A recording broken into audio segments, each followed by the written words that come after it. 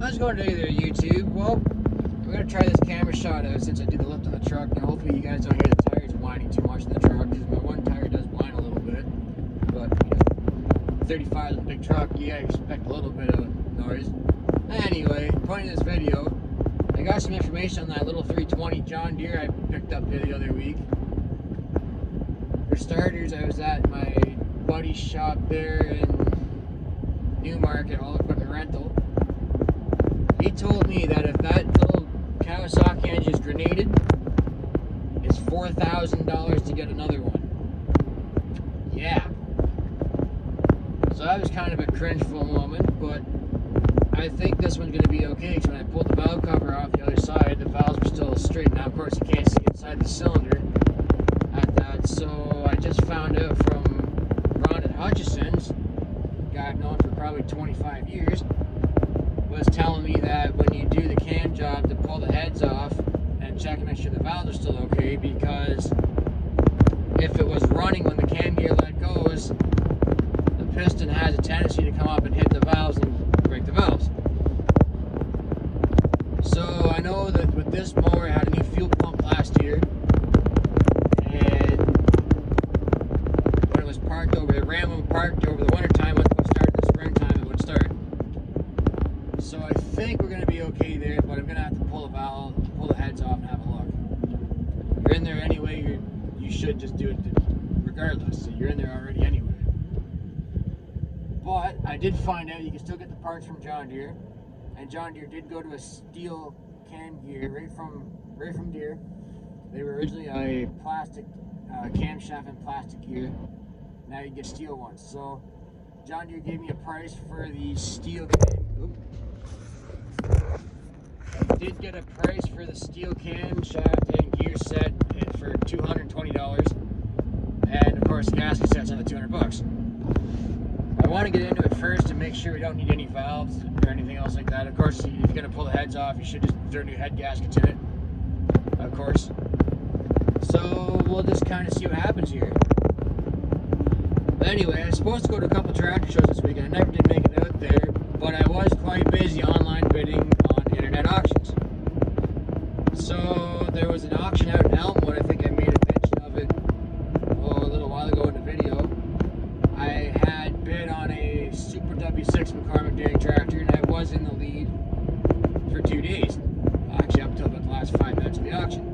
Had a $1,000 bid on the tractor, and it was a very nice W6. Had been restored at some point. A little bit older paint job, but nothing to get buff up, make it look nice, and have a decent match with the W4, which is my intention of getting it. Well, in the last 5 minutes of the auction sale, the bid almost doubled, so I didn't figure it's worth that to have to put $2,000 into a tractor, another tractor, to get what I want.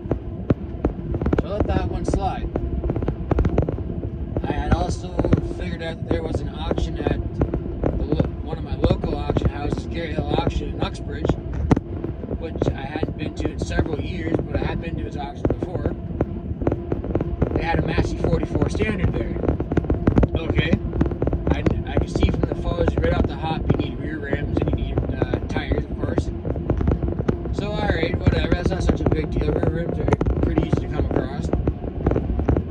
The bidding started at $35. No, sorry, it started at $20.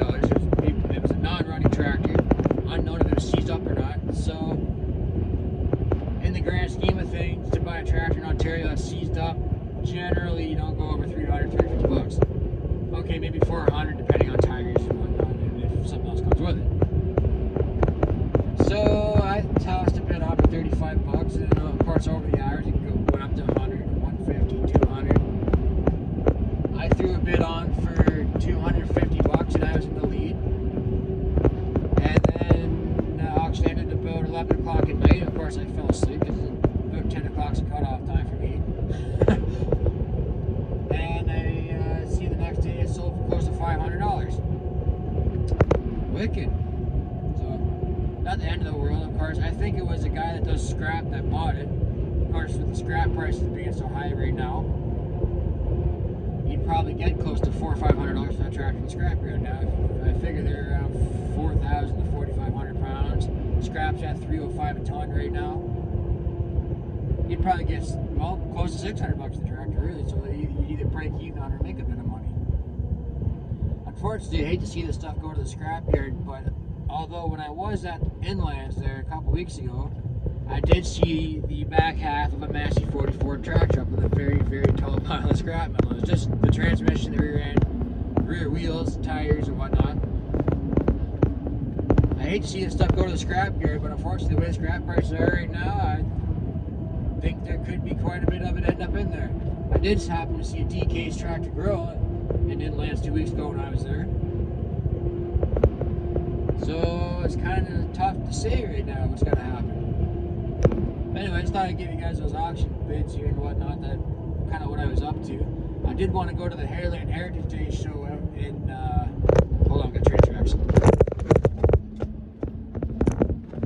I did want to go to the Hairland Heritage Days out in Sunderland because I had been to his show once before, about 2008. That's actually the international, Ontario chapter of the International Harvester Club. I believe it's chapter I think 20? I could be wrong on that. That was their kind of club show, so if anyone wanted to bring a tractor, you could.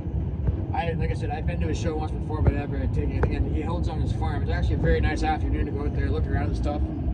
Hey, you know, pick up a souvenir or something, whatnot. You guys know how it is. Anyway, that's kind of what's been going on. I keep you guys posted on this 320. I do have someone that's going to help me with the 320 rebuild here if I decide to go through with it. But as far as the teardown goes, I could probably do that myself. But we might have a little YouTube collaboration coming up here shortly if that's the way things are going to go. Anyway, I'm going to drive for you guys. I'll keep you guys in check of what's going on. Thanks for watching as always. If you like what you see, please comment, rate, subscribe. And I'll see you on the next video. Take care.